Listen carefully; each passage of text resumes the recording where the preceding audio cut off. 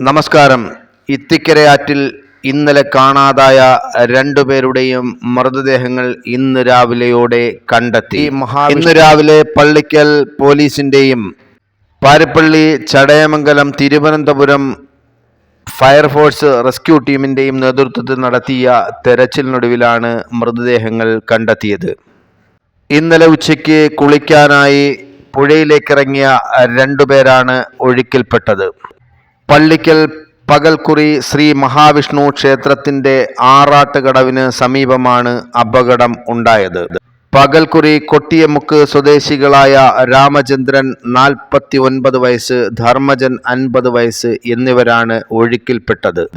പള്ളിക്കൽ പോലീസിന്റെ നേതൃത്വത്തിൽ ഇൻക്വസ്റ്റ് നടപടികൾ പൂർത്തിയാക്കി മൃതദേഹം പോസ്റ്റ്മോർട്ടത്തിനായി പാരിപ്പള്ളി മെഡിക്കൽ കോളേജിലേക്ക് അയച്ചു.